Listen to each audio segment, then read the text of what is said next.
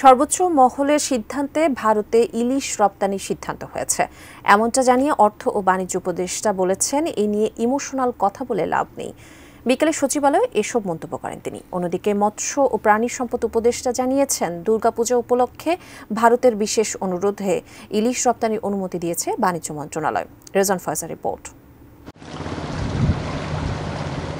ভৌগোলিক অবস্থানের কারণে বিশ্বের বেশিরভাগ ইলিশের বিচরণ বাংলাদেশে। গত এক যুগে মাছটির উৎপাদন বেড়ে প্রায় দ্বিগুণ হয়েছে। একই সময়ে উৎপাদনের মতো দামও বেড়ে হয়েছে কয়েক গুণ। আর এই অবস্থায় মধ্য ও নিম্নবিত্তর পাতে ক্রমেই দুষ্প্রাপ্য হয়ে উঠেছে ইলিশ। 2019 সাল থেকে সরকারি সিদ্ধান্তে প্রতি বছর দুর্গাপূজার সময় ভারতে ইলিশ রপ্তানি করে আসছে বাংলাদেশ। তবে অন্তর্বর্তী সরকারের দায়িত্ব নেবার 3 দিন পর গত 11ই আগস্ট মৎস্য ও প্রাণী সম্পদ উপদেষ্টা ফরিদ আক্তার জানিয়েছিলেন এবার দুর্গাপূজার সময় ভারতে ইলিশ রপ্তানি করা হবে না। দেশের মানুষকে না খাইয়ে বাইরে পাঠানো আমি কোনো মতে অ্যাপ্রুভ করি না। তো ফলে যদি সেটা রক্ষা করতে পারি, আমরা সবাই মিলে ইলিশ খেতে পারি, সেটা আমরা চেষ্টা করি। তবে প্রায় 1.5 মাস পরই সেই সিদ্ধান্ত থেকে সরে এসেছে সরকার। শনিবার ভারতে 3000 মেট্রিক টন ইলিশ রপ্তানির অনুমোদন দেয় বাণিজ্য মন্ত্রণালয়, যা গত বছরের চেয়ে 4 গুণেরও বেশি। আর এই সিদ্ধান্ত নিয়েই দেশ জুড়ে এখন আলোচনা সমালোচনা।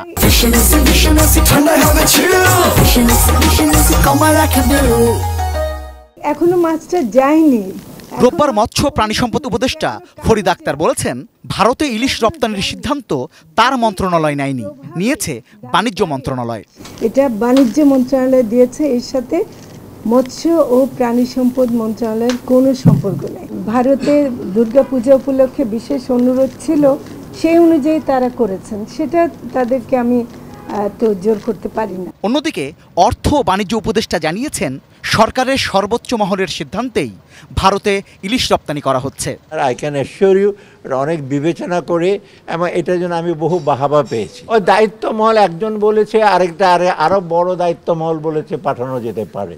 ভারতে ইলিশ রপ্তানির বিপক্ষে যারা কথা বলছেন তারা ইমোশনাল বলেও মন্তব্য করেন তিনি। এটা আমি মনে করি এটা ডিসিশন হয়েছে, এটা গ্রেটার ইন্টারেস্টে। হ্যাঁ, কিছু লোকের অসুবিধা হতে পারে, বাট আমি মনে করি না এটা একটা বিরাট একটা কিছু ক্ষতিকারক। আমার মনে হয় আরও লং রানে আপনার জন্য একটা পজিটিভ বিষয় হয়েছে। আমরা প্রতিবেশী হিসেবে থাকতে চাই, কোঅপারেশন চাই। ওরা আমাদের কাছে কেন ওদের পেঁয়াজ আসছে না সস্তা দরে, মানে মানা করে দেন না কেন, পেঁয়াজ খাবেন না, এগুলি তো ইমোশনাল কথাবার্তা বলে লাভ আছে। তবে দুই উপদেষ্টাই আশ্বস্ত করেছেন ইলিশ রপ্তানির এই সিদ্ধান্তে বাংলাদেশের বাজারে ইলিশের দাম বাড়ার কোনো কারণ নেই। ধন্যবাদ।